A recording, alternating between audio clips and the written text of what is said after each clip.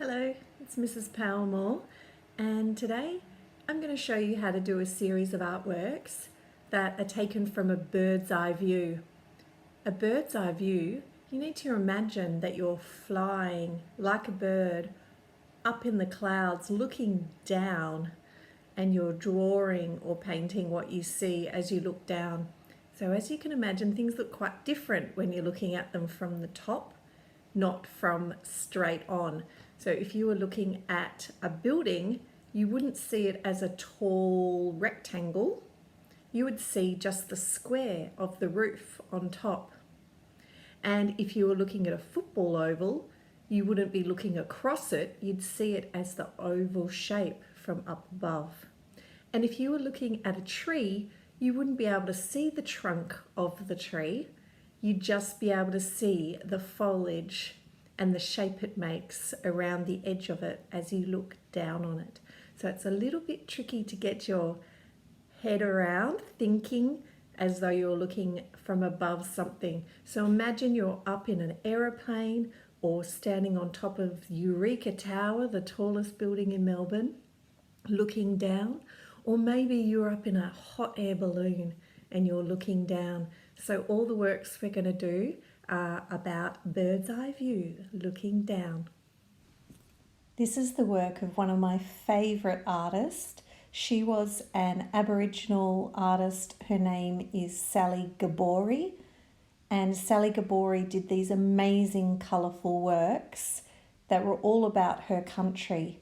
And I think they look quite reminiscent of rivers and areas. So I took this image of the Maribyrnong River from the satellite picture on Google Maps, and we're going to use that as our inspiration for our work, just like Sally Gabori used her country. We're going to use our local area. Okay, so I'm going to use a resist technique. So oil and water don't mix.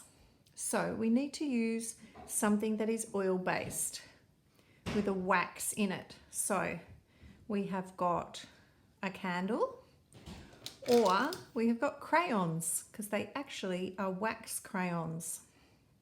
So what I would like you to do is you can draw with the candle, and I'm going to put the river down the middle of the page, and I'm going to go down next to it. I'm just drawing it in blue. You can keep drawing with the candle if that's what you've got, or you can use the crayon. And I'm going to do the lines following along so it's a wide river. Okay, then we want to pick out some shapes. So we might have some buildings, and if you're looking at buildings looking down, you're going to see only the roof of them. So we might have some square roofs with the peak of the roof looking like that from the top. So I'm going to do some square buildings. And I'm going to think about balancing it. So I've got 3 here, so I might put 1 up here. And this is about balancing our composition, because when I look at this drawing so far, I start looking at here and I follow this down. So I wanted the same shapes balancing. So likewise, I'm going to draw an oval for an oval, and I might put the shape in the middle, and I'm going to do another one here just to balance it out. Make sure that's nice and dark, and then I'm going to choose some other shapes. So maybe I've got a much bigger complex of buildings over here. Maybe this is a big shopping centre.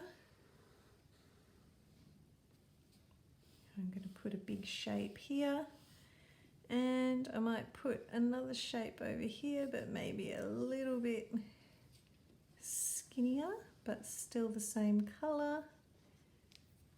And maybe there's an interesting building shape here. Fantastic. Now I'm going to maybe add in some roads. So maybe some lines that then travel around our shapes.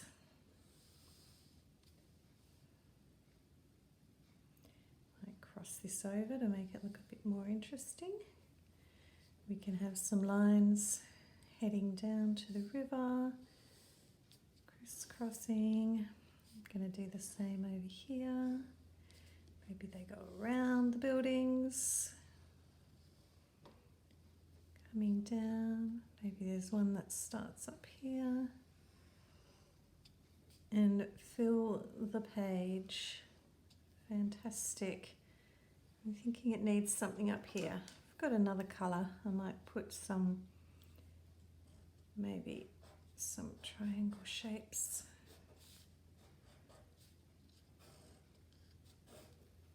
Up in the corner. Maybe to balance out the colours, or put some orange down here.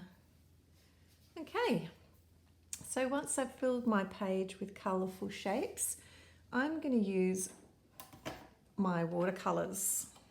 But if you don't have watercolours, you can either use some food colouring, just a few drops in a little bit of water, or you can use a tea bag and add a little bit of water and let the tea colour the water, or you can even use a little bit of instant coffee or some coffee granules. Just make sure you mix it up well with warm water so that you don't get the granules on your page.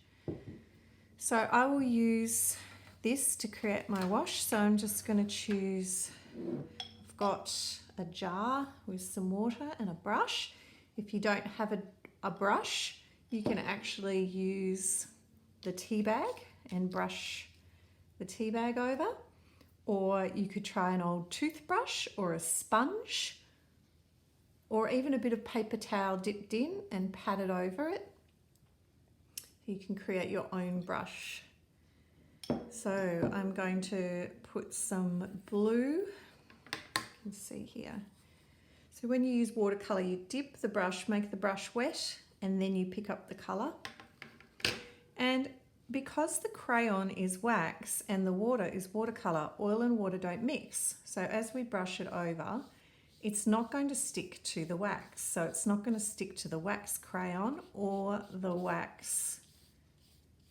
That looks so interesting. So I'm actually going to put, I've decided, some more wax crayon here. Just to make the picture a bit more interesting. With this is called a resist. So I'm just going to paint over the whole page. Now you can see where I've painted the wax, it's not going in. So I'm just going to paint the whole page. So I've finished painting over the whole thing. If I wanted to, I could make some areas darker by adding some darker areas. I could even maybe add some green in if you've got different colours, or you could try a bit of the coffee or the tea.